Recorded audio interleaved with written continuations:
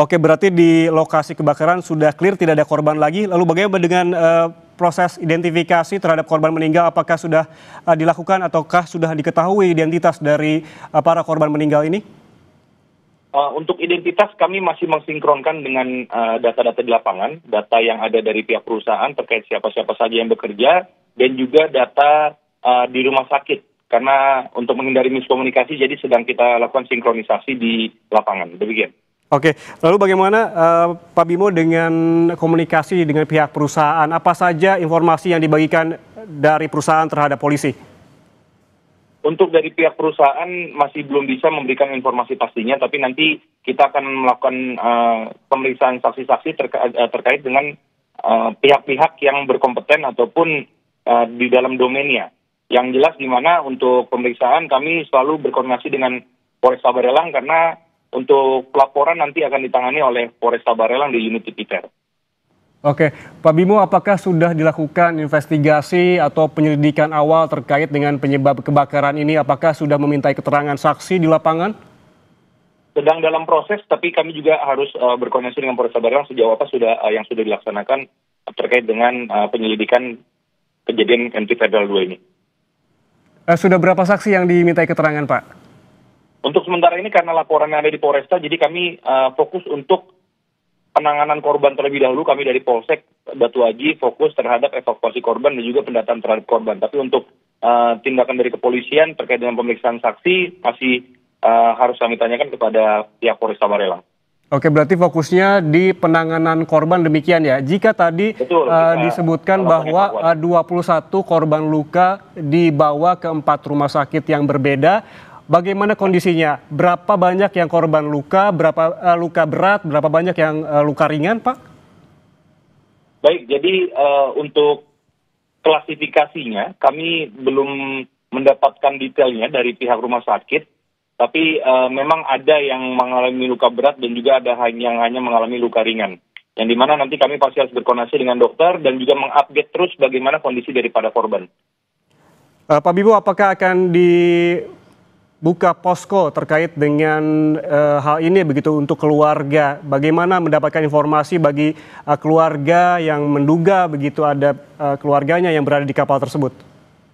Baik, jadi nanti melalui ketika kami sudah mendapatkan identitas pasti dari korban yang terdampak akibat kebakaran tersebut, kami akan share kepada kawan-kawan media yang dimana di situ untuk memberitahukan, untuk menginformasikan kepada keluarga dan bisa secara cepat untuk keluarga itu mengetahui. Tapi untuk sejauh ini posko kami belum ada mendirikan dan juga kami selalu berkomunikasi dengan pihak perusahaan untuk segera dihubungi masing-masing keluarganya.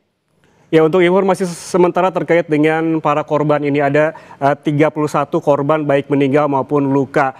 Soal identitasnya kita juga sempat membahasnya tadi Pak Bimo.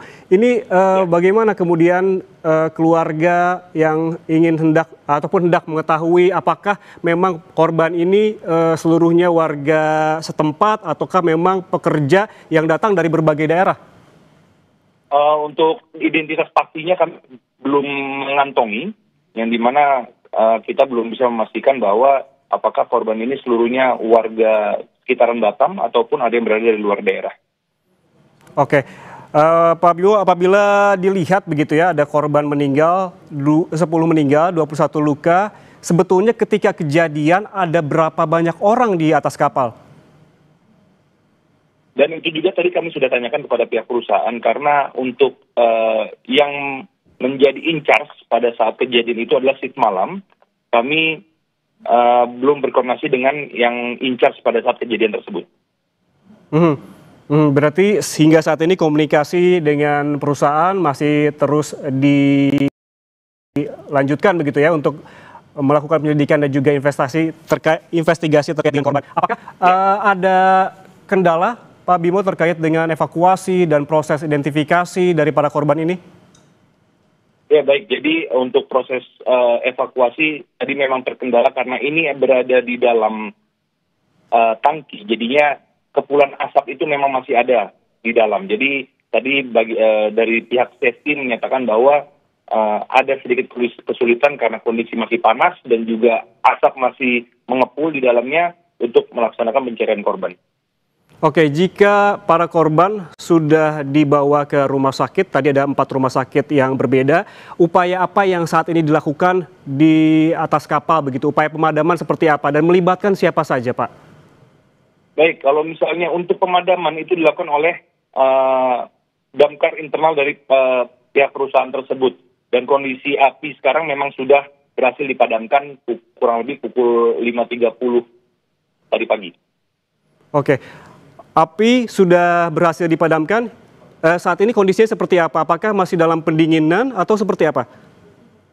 Ya, jadi untuk sekarang ini masih dalam proses pendinginan, yang dimana sudah dibentangkan juga polis line di daerah tersebut untuk menjaga status quo dari kejadian tersebut, tempat kejadian tersebut. Pak Bimo, kalau kita lihat bahwa kejadian ini terjadi pada dini hari tadi, apakah ini mengganggu aktivitas di sekitar kapal? Baik, jadi di PT ASL tersebut ada beberapa kapal yang sedang dikerjakan dan yang kami lihat tadi di TKP, hal tersebut tidak menjadi kendala untuk pengerjaan yang lainnya. Jadi fokus hanya pada satu kapal yang ditangani untuk dipadamkan apinya, serta juga untuk evakuasi pada korban. Baik, terima kasih atas informasi lengkapnya Kapolsek Batu Aji AKP Raden Bimo atas waktunya bersama kami di Breaking News Kompas TV. Sehat selalu. Dan saudara, seperti yang disebutkan oleh Kapolsek Batu Aji AKP Raden Bimo tadi, bahwa diketahui kapal tanker yang terbakar ini mengakibatkan 10 orang meninggal dunia dan 21 lainnya luka-luka. Diinformasikan saudara, kapal tanker MT Federal 2 yang tengah menjalani perbaikan di galangan kapal PT ASL Shipyard Indonesia di kawasan Batu Aji, Batam, Kepulauan Riau, ini dilaporkan kembali terbakar. Jadi artinya ini bukan kebakaran yang pertama kali, di mana tadi disebutkan oleh polisi bahwa kebakaran ini mengakibatkan 10 pekerja meninggal dunia dan 21 lainnya terluka dan masih dalam perawatan medis. Kita langsung bergabung dengan jurnalis Kompas TV Ricky Ramadoni di tempat kejadian perkara. Kita langsung tanyakan,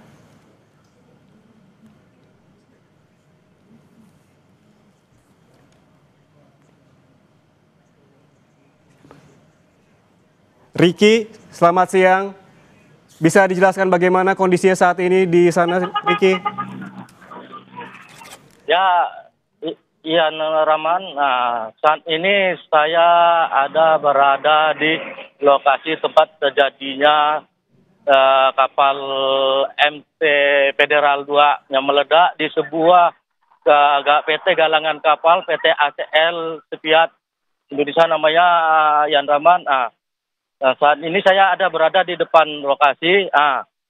Saya akan menunjukkan situasi terkini di lokasi Ian Rahman. Kita terlihat saat ini di lokasi tempat adanya terjadi ledakan kapal, terlihat aktivitas pekerja di PT ASL ini tetap berjalan lancar, kondusif. Terlihat cuman beberapa penjaga keamanan security menjaga ketat di pintu gerbang masuk Ian Rahman. Sementara untuk pekerjaan lainnya, karyawan atau pekerja lainnya tetap melakukan aktivitas seperti biasa. Itu kita terlihat juga berapa pekerja baru keluar dari pintu gerbang keluar PT, itu baru pulang dari pekerjaan itu Ian Rahman. Ya, Rahman. Ya, Ricky, tadi polisi sempat menyebutkan bahwa sebetulnya kebakaran ini sudah berhasil dipadamkan pada pukul 5 pagi tadi. Lalu aktivitas apa yang Anda lihat saat ini di atas kapal? Apakah masih ada proses pendinginan dari petugas? Ya, Ian Rahman, untuk saat ini aktivitas terjadinya kapal ledakan kena terbakar ini belum kita ketahui nih, Rahman. Namun dipastikan kapal diamankan oleh pihak kepolisian dengan menggunakan garis polisi lain untuk terlebih dahulu tidak bisa dilakukan operasi Ian Rahman. Untuk diamankan, untuk dilakukan penyelidikan. Sementara untuk pekerja lainnya, kapal-kapal lainnya yang sedang melakukan perbaikan atau naik dok, masih dilakukan perbaikan. Khusus untuk kapal MT Federal 2 ini, untuk sementara ini dihentikan pekerjaannya untuk dilakukan penyidikan lebih lanjut. Ya, Yan Rahman. Ya, dilakukan penyelidikan lebih lanjut. Anda menyebutkan bahwa di sekitar lokasi sudah ada polis lain. Kemudian apakah Anda melihat ada aktivitas penjagaan dari polisi di sana?